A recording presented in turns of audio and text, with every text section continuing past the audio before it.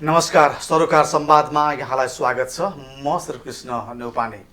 हरेक 10-10 वर्षमा गरिँदै आइएको जनगणना यसपालि अबको 4 महिना पछाडि हुँदैछ र अब 4 महिना पछाडि गणकहरू हाम्रो घर आँगनमा आइरहँदाखेरि हामीले उनीहरूले सोधेका प्रश्नका उत्तर कसरी दिने, उत्तर किन दिनुपर्छ र यो जनगणनामा सहभागिता किन जनाउनुपर्छ, यो विषय सँगसँगै जनगणनाले समेट्ने क्षेत्रहरू के छन् र जनगणना राष्ट्रको लागि किन आवश्यक पर्छ भन्ने विषयमा छलफल गर्दैछौँ।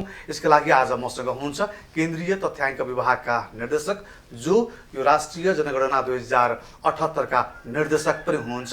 उहाँसँग रहेर अहिलेको अवस्थामा प्रविधिले संसारलाई फड्को मारिरहँदाखेरि हामीले प्रविधि कसरी उपयोग गर्दैछौँ अनि सँगसँगै तरल राजनीति बन्दै जाँदाखेरि यो राजनीतिले हाम्रो गणनालाई कति प्रभाव पार्ला, यो र समग्र विषय जनगणनालाई जोड्दैछौँ र यसका लागि आज मसँग हुन्छ लामिछाने सर।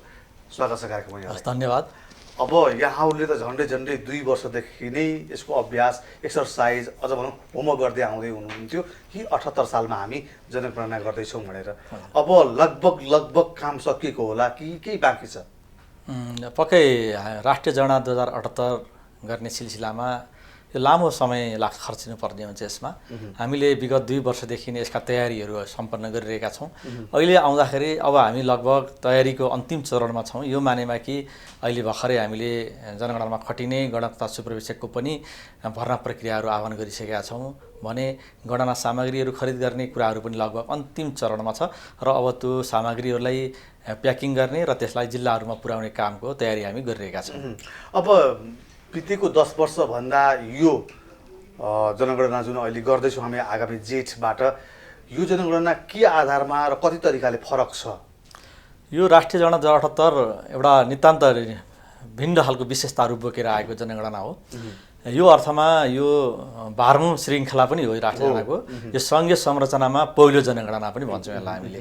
श्रृङ्खला 12 भए पनि सङ्घीय संरचनामा यसले एउटा आधार तथ्याङ्क दिन्छ र यही आधार तथ्याङ्कको आधारमा हामीले अबका दिनहरूमा कसरी राष्ट्रलाई कुन गतिमा अगाडि बढाउने र आम नागरिकको चासोका विषयहरू कसरी सम्बोधन गर्ने, योजनाहरू नीतिहरू कार्यान्वयन कसरी गर्ने र संविधानमा भएका मौलिक हक र हकका विषयहरू कार्यान्वयन गर्ने सिलसिलामा, मूल्याङ्कन गर्ने सिलसिलामा राष्ट्रिय जनगणनाका तथ्याङ्कहरू प्रयोग गर्ने भन्ने एउटा महत्त्वपूर्ण पाटोहरू रहन्छ यसमा।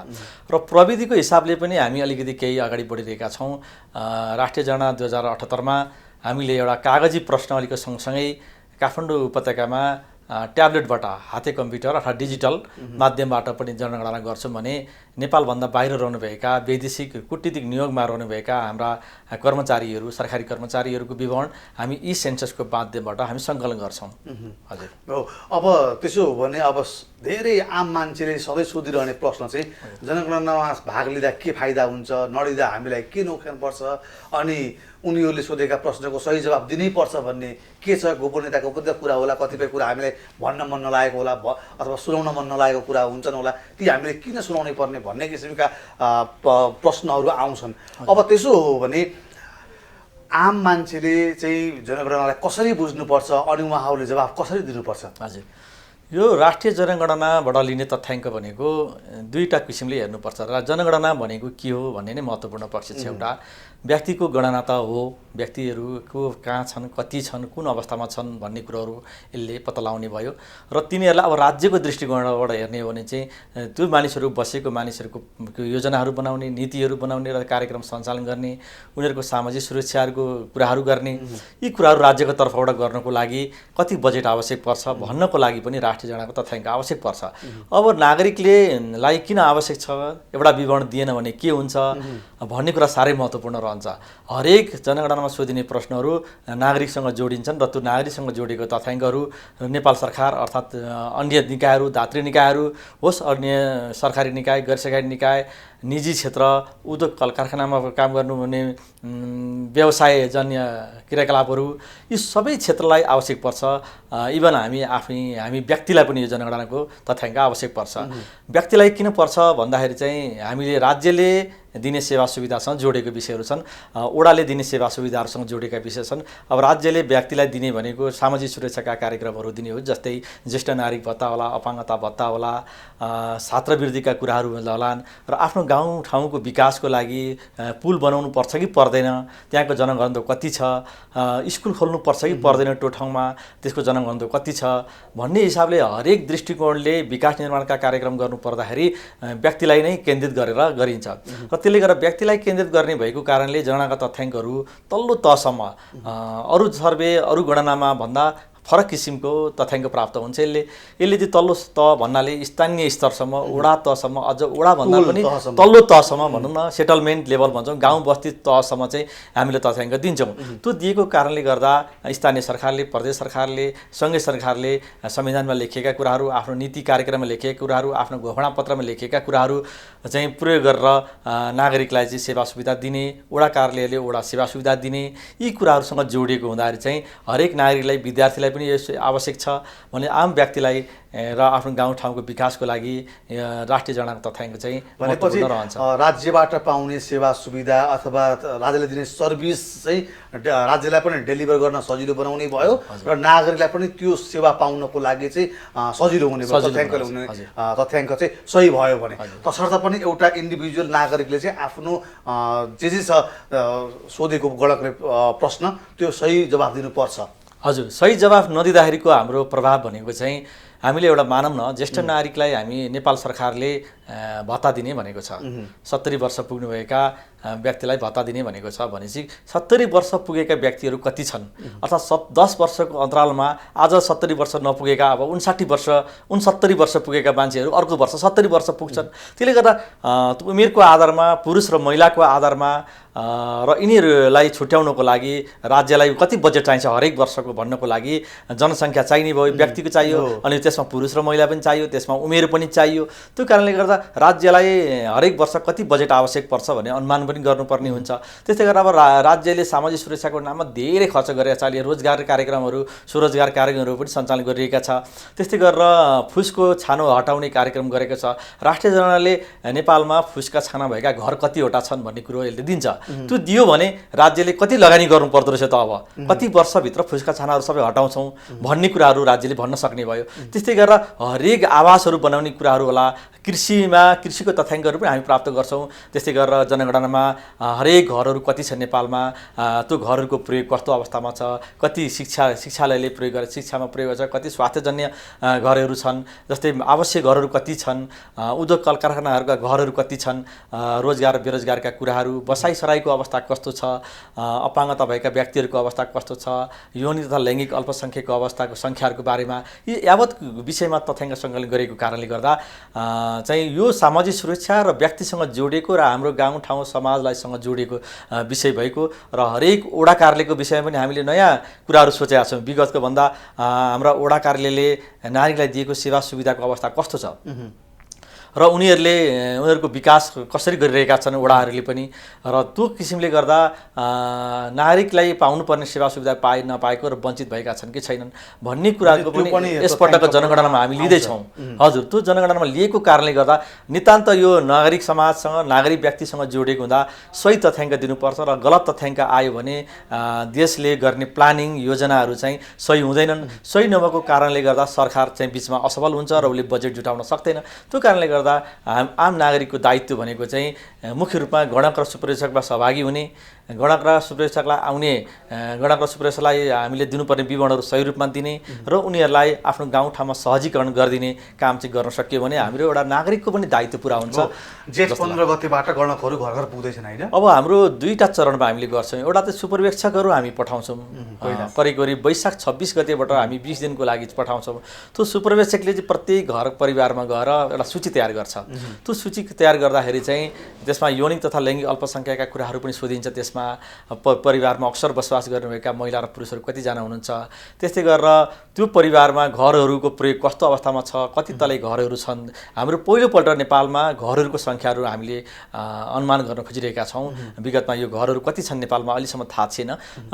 यसपटक चाहिँ हामीले घरहरूको सङ्ख्या पनि पत्ता लगाउन खोजिरहेका छौँ र त्यो घरहरू कुन प्रयोगमा छन् भन्ने कुराहरू पनि पत्ता लगाउँछौँ। त्यस्तै गरेर ब्याङ्किङ क्षेत्रहरूमा ब्याङ्कमा पहुँच छ कि छैन जनताको, नागरिकको पहुँच कति छ र ब्याङ्किङ क्षेत्रबाट कति नागरिकले लोन प्राप्त गरिरहेका छन् र कस्तो किसिमको तालिमहरू प्राप्त गरिरहेका छन्, सिपमूलक तालिम प्राप्त गरेका छन् कि छैनन्, यी विषयहरू र नागरिकलाई राज्यले दिनुपर्ने अनुदानबाट घर बनाएका पनि छन्। अहिले त्यस्ता घरहरू कति बने भन्ने कुराहरू चाहिँ सुपरवेक्षकले प्रत्येक घरमा गएर सङ्कलन गर्छन्। अनि सुपरवेक्षकले 20 दिनमा सङ्कलन गरिसकेपछि सुपरवेक्षकले तयार गरेको जुन आधार छ त्यो आधारमा गणकहरू फेरि जानुहुन्छ। त्यो गणकहरू जाने भनेको चाहिँ मूल गणना हो वास्तवमा। त्यसमा चाहिँ प्रश्नावली लिएर मूल प्रश्नावली लिएर जानुहुन्छ। त्यो चाहिँ 15 दिनको हुन्छ। हामीले हाम्रो जनगणना 15 दिनमा सम्पन्न गर्नुपर्ने हुन्छ। त्यो कारणले गर्दा पनि हामीले अहिले 39-40 हजार चाहिँ गणकहरू हामीले चाहिन्छ भनेर हामीले भनेका छौँ। त्यो एकैचोटि सबै गणकहरू प्रत्येक घर परिवारमा पुग्ने किसिमले 15 दिनभित्रमा हाम्रो जनगणना सम्पन्न हुन्छ। अब त्यो 15 दिनको जनगणनामा चाहिँ मूल गणनामा चाहिँ हामीले सम्पूर्ण सबै विवरणहरू पुरुष महिला लगायत शिक्षा स्वास्थ्यका कुराहरू, त्यस्तै गरेर हाम्रा लैङ्गिक अल्पसङ्ख्यकका कुराहरू, त्यस्तै गरेर रोजगार बेरोजगारका कुराहरू, अपाङ्गताका कुराहरू, यी सबै कुराहरू त्यसमा सोधिन्छन्। हजुर, अब यो राजनीतिक यो जनगणना भनेको त एक किसिमले हेर्ने राजनीतिक कर्मीको लागि राजनीतिक विषय पनि हुनसक्छ, किनभने जनगणनाबाट प्राप्त तथ्याङ्कबाट निर्वाचन क्षेत्र निर्धारण गरिन्छ त्यहाँनिर होइन। अनि हाम्रा नेपाल सरकारले गठन गरेका संवैधानिक आयोगहरूको पुनरावलोकन गर्नको लागि पनि जनगणनाको तथ्याङ्कहरू लिने भन्ने कुरो स्पष्ट छ। संविधानले विकास जनगणनासँग जोड्नुपर्छ, जनसङ्ख्यासँग जोड्नुपर्छ भनेर नीति तथा निर्देशक सिद्धान्तहरू बनाएको छ। त्यो कारणले गर्दा पनि जनगणनाको महत्त्व चाहिँ हरेक विकास निर्माणसँग जोडिएको छ। त्यस्तै गरेर अब जात जातिको हिसाब, धर्मको हिसाब र अन्य हिसाबले हेर्दा पहिचानको विषय पनि हुनसक्छ जनगणना। विद्यार्थीको लागि एउटा अध्ययनको विषय पनि महत्त्वपूर्ण हुनसक्छ जनसाङ्ख्यिक अध्ययनको विषयले। यो त्यसले गर्दा व्यापार व्यवसायको लागि हेर्ने भने आफ्ना व्यापार व्यवसायहरू कहाँ सञ्चालन गर्दा उपयुक्त हुन्छ, कुन खालका प्रकृतिका व्यवसायहरू सञ्चालन गर्न ठिक हुन्छ र कस्ता किसिमका जनसङ्ख्यालाई चाहिँ आधार बनाएर आफ्ना व्यवसायहरू सञ्चालन गर्न सकिन्छ भन्ने कुराहरू पनि होला।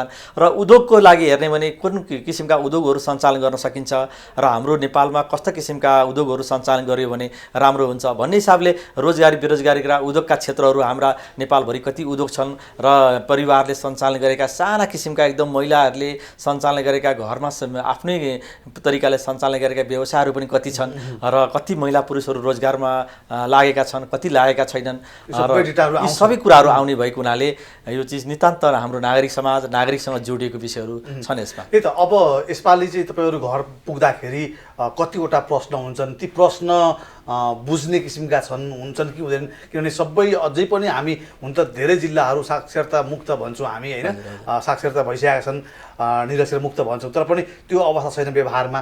अनि अहिले चाहिँ गाउँघरतिर अथवा घरतिर के देखिन्छ भन्दाखेरि त्यो अलिकति पढे लेखेका युवाहरू उमेरदार मानिसहरू घरमा छैनन्, बुढाबुढी मात्रै भएको अवस्थामा उहाँहरूबाट यी सबै सूचनाहरू पाउन सक्ने आधार अथवा त्यस्तो किसिमको सम्भावना पनि देख्नु भएको छ अप्ठ्यारो? हामी यो विषयमा सजग नै छौँ, सजग भएर हामीले योजनाहरू बनाइरहेका छौँ। त्यो कारणले गर्दा विगतमा हामीले 10 कक्षा पास उत्तीर्ण गरेका मानिसहरूलाई व्यक्तिहरूलाई चाहिँ करारमा भर्ना पनि गऱ्यौँ। केही मानिसहरू व्यक्तिहरूलाई गऱ्यौँ भने नितान्त हामीले प्राइभेट टिचरहरू लिएर हामीले विगतमा गऱ्यौँ। यसपटकको जनगणनामा हामीले विगतको अभ्यासलाई हेरेर 10+2 अर्थात् आइए पास गरेका व्यक्तिहरूलाई चाहिँ करारमा लिने, अलि त्यो भनेको शैक्षिक अवस्था राम्रै भएको मानिन्छ भने सुपरवेक्षकको हकमा चाहिँ स्नातक पढेको मानिसहरूलाई व्यक्तिहरूलाई हामी करारमा लिन्छौँ। त्यो कारणले गर्दा हाम्रा प्रश्नहरू केही जटिल पनि छन्, हामीले त्यसलाई हाम्रो त्यो कारणले गर्दा हामीले हाम्रा तालिमहरूलाई पनि अलिक व्यवस्थित गरेका छौँ। विगतको भन्दा हामीले तालिमको चरणहरूलाई अलिक घटाएका पनि छौँ र एउटा शिक्षित विज्ञ व्यक्तिबाट तालिम दिने हामीले सोच बनाएका छौँ तल्लो लेभलमा। विगतमा हामीलाई सुपरवेक्षक हामी जति लिन्थ्यौँ त्यो पर्यवेक्षकले गणकहरूलाई तालिम दिने प्रावधान हामीले गरेका थियौँ भने यसपटक हामीले प्रशिक्षकहरू मास्टर ट्रेनरहरू अलग्गै उत्पादन गर्छौँ। त्यो प्रदेश स्तरमा र जिल्ला स्तरमा हामी उत्पादन गर्छौँ। त्यो उत्पादन गरिसकेपछि त्यो प्रशिक्षकहरूले मात्रै गणक र सुप्रवेशलाई तालिम दिने भएको कारणले अलि हामी सचेत हिसाबले र हाम्रा मेटेरियलहरू प्रचार प्रसारका सामग्रीहरू हामीले नागरिकलाई सचेत गर्नुपर्ने कुराहरू र हामीले तालिममा हाम्रा गणकलाई अर्थात् हाम्रा आम समुदायलाई सचेत गराउनको लागि तालिम भिडियोहरू र तालिमका कार्यक्रमहरू सबै सार्वजनिक गर्छौँ हामीले। मैले जान्न खोजेको चाहिँ जस्तो यहाँहरूले अपेक्षा गरेको सूचनाहरू चाहिँ त्यो लक्षित वर्गबाट प्राप्त हुन सक्ने सम्भावना छ कि छैन, अथवा मैले किन पनि जोडेँ भने त्यो जवाफ दिन सक्ने वर्ग गाउँमा नहुन सक्छ, त्यो कसरी सहजीकरण कसले गर्छ भन्न खोजेको। हामीले वास्तवमा हाम्रो परिवारमूलीलाईबाट हामी विवरण सङ्कलन गर्छौँ। हाम्रो गणकहरू घरमा जानुहुन्छ, त्यो घरमा गएपछि परिवारमा जान्ने विवरण दिन सक्ने व्यक्तिहरूको हामी पहिचान गर्छौँ। त्यो पहिचान गरेपछि सकेसम्म त परिवारमूलीले दिनुहुन्छ र परिवारमूली नभएको अवस्थामा अर्थात् परिवारमूलीले दिन नसक्ने अवस्थामा त्यो घरको बारेमा सम्पूर्ण जान्ने व्यक्तिहरूबाट मात्रै विवरण लिन्छौँ। त्यसले गर्दा हाम्रो गणकहरूलाई 15 दिनको हामीले समय दिएका हुन्छौँ। सकेसम्म हाम्रा तथ्याङ्कहरू बुझ्ने हिसाबले हामीले तालिम प्रशिक्षित गरेका हुन्छौँ उहाँहरूलाई। त्यो कारणले गर्दा हामीले सोधेका प्रश्नहरूको सही जवाफ आउँछ र सबैले दिनुहुन्छ भन्ने हामीलाई अपेक्षा छ र त्यो किसिमले हामीले बुझाउने पनि कोसिस गर्नेछौँ। जस्तो अब अहिले त अब यो वर्ल्ड नै एउटा ग्लोबल भिलेज भइरहेको सन्दर्भमा हरेक घरबाट कोही न कोही मानिसहरू विदेश पनि जानुभएको छ। घरमा लगभग युवाहरू देखिनुहुन्न होइन, अप्ठ्यारो पर्दाखेरि समस्या नै देखिन्छ गाउँघरमा। अब यो अवस्थामा ती बाहिर गएका मानिसहरू कसरी समेटिन्छन् अनि चाहिँ तपाईँको चाहिँ एउटा सहरबाट अर्को सहरमा गएका व्यक्तिहरूलाई चाहिँ कहाँबाट उनीहरूले विवरण चाहिँ दिनुपर्ने हुन्छ, त्यो चाहिँ के हो तरिका? जनगणनाको अवधारणा अनुसार चाहिँ हामीले अक्सर बसोबास गरिरहेका व्यक्तिहरूलाई जो मानिस जहाँ बसिरहेका छन् त्यही ठाउँबाट उनीहरूको गणना गर्छौँ। किन गर्छौँ भन्दा हाम्रो देशमा चाहिँ अलि माइग्रेसनको बसाइसराईको अलिकति बाक्लोमा बसाइसराई हुने ठाउँ भएको कारणले गर्दाखेरि चाहिँ भनौँ न कुनै ठाउँमा मेरो घर झापा भनौँ, कुनै ठाउँमा म बसोबास मेरो घर स्थायी रूपमा छ तर मैले काठमाडौँ जागिरको सिलसिलामा बसेको छु भने मेरो गणना काठमाडौँबाट हुने भयो। किनभने मेरो बसोबास चाहिँ काठमाडौँमा छ, अक्सर रूपमा बसोबास मेरो यहाँ भएको कारणले गर्दा मेरो गणना काठमाडौँबाट हुन्छ। त्यो किसिमको एउटा विद्यार्थीहरू कोही रूपन्देहीको विद्यार्थी काठमाडौँ आएर पढेको छन् भने त्यो विद्यार्थीको अक्सर बसोबास काठमाडौँ हुन्छ भने उनीहरूको गणना काठमाडौँबाट गर्छौँ भने उसको रूपन्देहीमै रहेका परिवारको सङ्ख्या चाहिँ रूपन्देहीबाट गणना हुन्छ। किनभने जो मानिस जहाँ बसेको छ अक्सर रूपमा बसोबास गरिरहेको छ अर्थात् मनसाय राख्छ, त्यो ठाउँमा बस्ने मनसाय राख्छ। आज म यहाँ बसिरहेको छु भने अबको दिनमा म यहीँ बस्छु भन्ने मेरो मनसाय छ भने मेरो गणना बसिरहेको ठाउँबाट हुन्छ। त्यसले गर्दा नेपालभरिमा एउटै किसिमको सन्देश लिएर हाम्रा गणकहरू जाने भएको कारणले जो मानिस जहाँ बसोबास गरिरहेका छन् अक्सर बसोबास गरिरहेका छन्, एउटै छानामुनि बसेर खाना खाइरहेका छन्, एउटै भान्सामा बसेका छन्, त्यस्तो व्यक्तिको गणना त्यहीँबाट हुन्छ। त्यो कारणले गर्दा एउटा परिवार भनेर हामी जनगणनाको परिवारको परिभाषा फरक छ। त्यो परिवार भनेर बाहिर हामीले बुझ्ने र हाम्रो जनगणनाको परिवारमा अलिक फरक छ। किनभने परिवार भनेको त आमा बुबा हजुरबा सबैजना दाजुभाइ छोरा बुहारी सबै हुने भयो, तर त्यसमा पनि अक्सर एउटै भान्सामा एउटै चुलोमा बसोबास गरेर एकै ठाउँमा खाने व्यक्ति नाता पर्ने होस् या नपर्ने होस् त्यो किसिमको चाहिँ हाम्रो जनगणनामा एउटा परिवार मान्छौँ। त्यसले गर्दा एउटा परिवारमा कति एकजना पनि हुनसक्छ, दुईजनाको पनि परिवार हुनसक्छ, अर्थात् 5-6 जनाको व्यक्तिको जस्तो यहाँले भन्नुभएको म अलिकति क्रस गरेँ। जस्तो रौतहटको विद्यार्थी काठमाडौँमा बस्नुहुन्छ, यो चाहिँ हालमा भाडा लिएर पढ्दै हुनुहुन्छ। उहाँ रौतहटकोमा जाँदाखेरि मेरो छोरा चाहिँ काठमाडौँमा हुनुहुन्छ, त्यो 3जना छोरा उहाँ हुनुहुन्छ भनिसके पछाडि यहाँ बस्ने 3जना छोरालाई चाहिँ गणकले भेटेन दिउँसो। अब किनभने पढाइको सिलसिलामा जागिरको सिलसिलामा घरमा नहुँदाखेरि उहाँ बस्ने घरबेटीले उहाँको तथ्याङ्क दिएन भने उहाँ छुट्नुहुन्छ होला फेरि। हजुर त्यो बेलामा एकदम सही। हजुर दुईवटा कुरा हेर्नु पर्यो। अब रौतहटको परिवारमा जाँदाखेरि त्यहाँको गणकले के भन्नु पर्यो भने तपाईँ यो परिवारमा यो घरमा कतिजना एकै ठाउँमा बसेर अहिले हाल अक्सर बसोबासको हिसाबले यहीँ बसेर खाना खाइराख्नु भएको छ, एउटै भान्सामा खाना खाने र यहीँ बस्ने कतिजना हुनुहुन्छ भन्ने क्वेसन गर्नुहुन्छ उहाँ। अनि त्यो गरिसकेपछि तपाईँको कोही परिवारमा बाहिर पनि बस्नुहुन्छ भनेर सोध्नुहुन्छ उहाँले। अनि उहाँ अक्सर बसोबासको हिसाबले एउटा विवरण लिनुहुन्छ त्यहाँ बस्ने मानिसहरूको। अनि उहाँहरूको 3 जना जुन काठमाडौँमा बसेर 3टा छोराहरू पढिरहेको हुन्छ भने उहाँहरूले अनुपस्थित विवरणमा उहाँहरूको 3 जना छोराको नाम टिप्नुहुन्छ होइन, रौतडको केसमा। तर यहाँको गणकले, अब काठमाडौँको गणकले त घरमा त परिवारमा हरेक कोठामा भनौँ न एउटा कोठामा भाडामा बसेको छ, त्यो कोठामा त पुग्नुपर्छ। घरबेटीले भन्नुपर्ने हुन्छ त्यहाँ त घरबेटीले 4वटा कोठा मेरो भाडामा लगाएको छु, त्यो 4वटा अलग अलग परिवार छ र हामी समेत गरेर 5 परिवारमा यो घरमा बस्छौँ भन्नुभयो भने 5 परिवारको विवरण टिप्नुपर्ने हुन्छ हामीले त गणकले। त्यसले गर्दा घरबेटीको एउटा विवरण टिपिन्छ र 5वटा कोठामा अलग अलग भान्सा गरेर अलग अलग परिवारहरू बसेका छन् भने 5वटा परिवारको फेरि टिप्नुपर्ने हुन्छ। यही क्रस गरे। अब अहिले पछिल्लो समय चाहिँ यो घर बहाल कर उठाउने भनेको हुनाले कतिपय मानिसहरूले मेरो घरमा चाहिँ बाल लगाएको छैन भन्ने जस्तो किसिमले पनि उहाँहरू भनेको सुनिन्छ क्या। बा भोलि यो मैले सही सूचना दिएँ भने चाहिँ भोलि मैले ट्याक्स तिर्नुपर्छ कि भनेर त्यो सूचना चाहिँ त्यहाँ गायब हुन्छ कि भन्ने त्यो कुराहरू एकदमै हजुरले भनेको एकदमै राम्रो कुरा आयो। यो चाहिँ सहरमा अलिकति त्यस्ता कुराहरू पनि छन्। राष्ट्रिय जनगणनामा जाँदाखेरि कर प्रयोजनको लागि अर्थात् कुनै कानुनी झन्झटमा परिने हो कि हाम्रा विवरण दिँदाखेरि राज्यले कर उठाउने हो कि भन्ने कुराहरू चाहिँ आम नागरिकले नबुझेको हुनसक्छ। त्यसले गर्दा यो नागरिकले दिएको विवरण केन्द्रीय तथ्याङ्क विभागले तथ्याङ्क ऐन 2015 अनुसार गोप्य राख्नेछ भनेको छ। गोप्य यो कसरी राख्छ त? गोप्य भन्दाखेरि नागरिकले दिएको विवरण हामीले जसरी लिन्छौँ त्यो विवरणहरू नेपाल सरकारलाई अर्थात् कसैलाई पनि कुनै पनि विवरण हामीले नाम खुल्ने गरी दिँदैनौँ। भन्नुको मतलब कुनै व्यक्तिको नाम खुल्ने गरी हामीले विवरण त लिन्छौँ, तर हामीले त्यसलाई इन्ट्री गर्दाखेरि नाम इन्ट्री गर्दैनौँ। हाम्रो तथ्याङ्कमा हामीले नामहरू इन्ट्री गर्दैनौँ, उनीहरूको दिएको विवरण मात्रै इन्ट्री गर्छौँ र त्यो इन्ट्री गरिसकेपछि कसैलाई हुँदैन। इभन हाम्रो कर्मचारी हामीले पनि त्यो एकपल्ट इन्ट्री भइसकेको विवरण नाम नभइसक्यो त पहिचान हुँदैन त्यहाँ। त्यो कारणले गर्दा सरकारले माग्दा पनि नाम पहिचान भएको विवरण हामी दिन पनि सक्दैनौँ, हामीले इन्ट्री नै गरेका हुँदैनौँ एउटा त। त्यसले गर्दा कुनै पनि कर प्रयोजनको लागि होस् वा कानुनी प्रयोजनको लागि होस् राष्ट्रिय जनगणनामा दिएका उपलब्ध गराइएका तथ्याङ्कहरू गोप्य रहन्छन्। त्यो गोप्य रहने एउटा त छँदैछ। अर्को हाम्रा कर्मचारीहरू घर घरमा जाने कर्मचारीले कतै लिक गरेर उनीहरूले त्यसलाई गोप्य भङ्ग गर्ने कोसिस गरे भने अर्थात् तिनीहरूले गोप्य भङ्ग गरिदिए भने तिनीहरूलाई सजाय र कानुनी दण्डको सजायको व्यवस्था पनि छ। त्यसले गर्दा कर्मचारीले पनि गोप्य राख्ने पर्ने अवस्था छ भने हामी केन्द्रीय तथ्याङ्क विभागले त तथ्याङ्क ऐन अनुसार गोप्य नै राख्छ।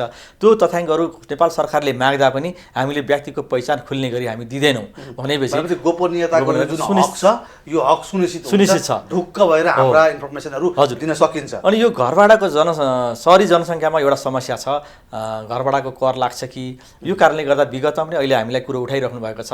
केही दलित जनजाति समूहका व्यक्तिहरूले पनि कुरो उठाउनु भएको छ।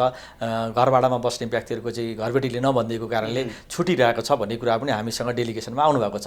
त्यो कारणले गर्दा मैले पनि यो हामीले भन्नै पर्छ, त्यस्तो किसिमको कुनै पनि डर पर्दैन। त्यसले गर्दा जनगणना जस्तो महत्त्वपूर्ण कुरामा घरबेटीहरूले पनि आम नागरिक समुदायले हरेक व्यक्तिले पनि आफ्नो घरमा कति परिवारहरू भाडामा बस्नुभएको छ, कति समुदाय परिवारहरू छन्, उनीहरूको अलग अलग टिपाइदिने र उहाँहरू कतिखेर आउनुहुन्छ घरमा अर्थात् गणक गएको बेला नभेटिने पनि हुनसक्छ। त्यसले गर्दा गणक गएको बेला नभेटे बिहान अर्थात् बेलुका साँझ मिलाएर आउनु है, यहाँ हाम्रो यति घरभाडामा बस्नुहुन्छ भन्ने कुराहरू भनिदिने गरिदियो भने चाहिँ सही तथ्याङ्क पनि आउँछ। त्यो भन्दाखेरि उहाँहरूलाई कुनै असर पर्दैन, कुनै ट्याक्सले झमेला पनि केही पनि पर्दैन। त्यो एकदमै स्पष्ट रूपमा बुझ्नुपर्ने कुरा हो भने कुनै पनि ट्याक्स प्रयोजनमा पनि हुँदैन र नगरपालिकालाई अरू प्रयोजनमा नगरपालिका होस् अथवा सरकार होस्, प्रदेश सरकार, स्थानीय सरकार कसैलाई पनि कुनै व्यक्तिको विवरण हामी दिँदैनौँ। यो स्पष्ट एकदमै कानुनले बन्देज पनि गर्छ। किनभने यो हाम्रो अभ्यास मात्रै होइन, यो अन्तर्राष्ट्रिय अभ्यास पनि यही हो। जब हामीले तथ्याङ्क नागरिकबाट सङ्कलन गर्छौँ भने हाम्रो पनि कर्तव्य छ कि नागरिकको तथ्याङ्कहरू गोप्यता राख्नु। संविधानले पनि गोपनीयताको सुनिश्चित गरेको छ, तथ्याङ्कहरू सुनिश्चित गरेको छ। त्यो कारणले गर्दा हामीले हाम्रा तथ्याङ्कहरू अहिलेसम्म विश्व अभ्यास, राष्ट्रिय अभ्यास, अन्तर्राष्ट्रिय अभ्यासमा पनि तथ्याङ्क हाम्रो जेनरिक तथ्याङ्क भन्छौँ कि ऐनहरू हुन्छ, त्यसले गर्दा गोपनीयता राख्नुपर्छ। हामीले हाम्रो गणकले लिइरहेको तथ्याङ्क लिइरहेको बेलामा अरूले पनि हेरिदिनु हुँदैन भन्छ कि तथ्याङ्क गोपनीयताको हिसाबले गोप्य रूपमा तिनीहरूको उत्तरदाता र गणकहरू बिचको मात्र संवाद हुनुपर्छ। र त्यो चाहिँ किनभने कतिपय कुराहरू उत्तरदाता र गणकको बिचमा कोही व्यक्ति बसिदियो भने उत्तरदाताले पनि सही उत्तर दिन नसक्ने हुनसक्छ। त्यो कारणले अप्ठ्यारो हुनसक्छ। त्यसले गर्दा पनि गोपनीयता चाहिँ तथ्याङ्क सङ्कलनदेखि हामीले उत्पादन गर्दा विवरणहरू सार्वजनिक गर्दासम्म हामी गोपनीयता राख्छौँ र कसैले कानुनी हिसाबले कसैले हामीलाई माग्यो भने पनि हामी चाहिँ दिँदैनौँ। यो तथ्याङ्क त्यो परिचय खुल्ने गरी दिँदैनौँ। हजुर। अब अब अलिकति नेपालको भूभाग बढेको भन्ने कुरा पनि आइराखेको छ, गुमेको भूमि फिर्ता आयो भनेर सरकारले पनि भनिरहेको छ र अहिले चाहिँ हाम्रो लोगोहरूमा पनि नेपालको नक्सा चुचे नक्सा भनिन्छ बोलिएको भाषामा त्यो आइरहेको छ। मैले कहाँ जोड्न खोजेँ भने 18 सालमा त्यो भूभागमा जनगणना गरेको एकजना पत्रकारले भन्दै आउनु भएको छ, एउटा साक्षी नै इतिहास साक्षी हुन्छ भैरव रिसालजी, त्यहाँ गएरै जनगणना गरिएको थियो भनिएको सन्दर्भमा अब यसपालि चाहिँ के होला भनेर आम चासो छ क्या, त्यो ठाउँमा चाहिँ अब सरकारले जनगणना गर्छ कि गर्दैन भन्ने आम चासो छ। यहाँहरूको प्लान के छ त्यो क्षेत्रमा जाने चाहिँ? अब यो विषय एउटा नितान्त राजनीतिक विषय पनि हो। यो यस किसिमले हेर्ने हो भने र यसलाई अर्को हिसाबले हेर्ने हो भने एउटा प्रशासनिक विषय पनि भयो, दुवै किसिमको विषय भयो। त्यसले गर्दा हाम्रो यो राजनीतिक विषय र प्रशासनिक विषय दुइटै भएको कारणले हाम्रो नेपालभित्रमा परेको हाम्रो जति टेरिटोरी छ, क्षेत्र छ, त्यो क्षेत्रमा हामीले जनगणना गर्नै पर्ने हुन्छ, त्यो गर्नु पनि पर्छ र त्यो हिसाबले यसलाई सहजीकरण गर्ने र सरलीकृत गर्नको लागि नेपाल सरकारसँग को सहयोगमा हामी यसलाई प्रक्रियाहरू कसरी गर्ने भन्ने हिसाबले प्रक्रिया अगाडि बढिरहेका छौँ र त्यो चाहिँ छलफलको क्रममा पनि यसपालि समेटिन्छन्। त्यो अब नागरिक अलिकति त्यसमा केही जटिलताहरू केही राजनीतिक विषय अघि मैले भने त्यो भएको कारणले अलिकति जटिलता छ त्यसमा पक्कै, र त्यसलाई पनि सहजीकरण गर्दै त्यसमा जनगणना गर्नु चाहिँ केन्द्रीय तथ्याङ्क विभाग नेपाल सरकारको कर्तव्य पनि हो। अब अन्तिममा छौँ, अब यो यसको नतिजा चाहिँ कहिलेसम्ममा आइपुग्छ? यो हामीले तथ्याङ्क गरेको जेठदेखि असार 15सम्म गर्छौँ होला हामी, होइन? हामी अब असाढको 15सम्म हामी जनगणना, असाढको 8 गते जनगणना सकिन्छ, जेठ 25देखि असाढ 8 हुन्छ। असाढ 8को चाहिँ जनगणना दिवस पनि मनाउँछौँ हामी त्यो दिन। त्यो सकेपछि त्यो केन्द्रीय तथ्याङ्क काठमाडौँमा सबै प्रश्नावलीहरू सङ्कलन हुन्छन् र यसपटक हामीले एउटा छिटो रिजल्ट नतिजा निकाल्छौँ। विगतमा अलिकति समय लागेको थियो, 1 वर्षदेखि बढी पनि लाग्यो होला सायद, तर यसपटक हामीले 6 महिनाभित्र तथ्याङ्क प्रशोधन गरिसक्ने भनेका छौँ र काठमाडौँ उपत्यका त हामी चाहिँ डिजिटल रूपमा गर्दै पनि छौँ। त्यसले गर्दा हाम्रो तथ्याङ्क प्रशोधनको कार्य अलिक छिटो पनि हुन्छ यसपटक, किन काठमाडौँमा ट्याब्लेट प्रयोग गर्ने भनेका छौँ, काठमाडौँ भ्यालीको ठुलो जनसङ्ख्यालाई समेट्न गरिरहेछौँ, त्यो कारणले अलिक छिटो पनि हुन्छ र हाम्रो प्लानिङ चाहिँ 6 महिनामा सकेर 1 वर्षभित्र हामी रिजल्ट चाहिँ यसपटक हाम्रो प्रतिवेदनहरू सार्वजनिक गर्छौँ र प्रारम्भिक नतिजा त हामी 1-2 महिनाभित्र जनगणना सकिएको 1 देखि 2 महिनाभित्रमा हामी प्रारम्भिक हाम्रो नेपालको जनसङ्ख्या यति छ है भनेर हामी चाहिँ सार्वजनिक गर्छौँ भन्न सकिन्छ।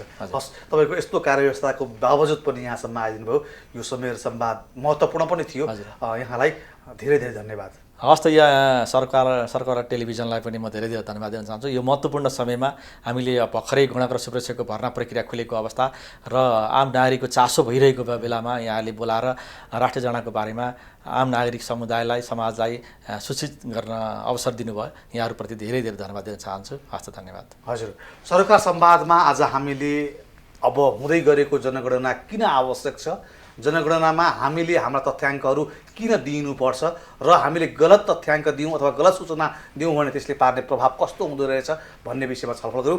तसर्थ यो जनगणना एउटा राष्ट्रिय महाअभियान हो, यसमा हामी सबै सहभागी हुनुपर्छ र हाम्रा विवरणहरू हामीले सही तरिकाले टिपाउन सक्यौँ भने राज्यबाट मागिने सेवा सुविधाका लागि पनि सहज हुन्छ। तसर्थ यो जनगणनामा कोही पनि नछुटौँ र सहभागी बनौँ भन्ने आशयसहित आजको सरकार संवाद यति नै। म श्रीकृष्ण नेउपाने बिदा हुन्छु। नमस्कार।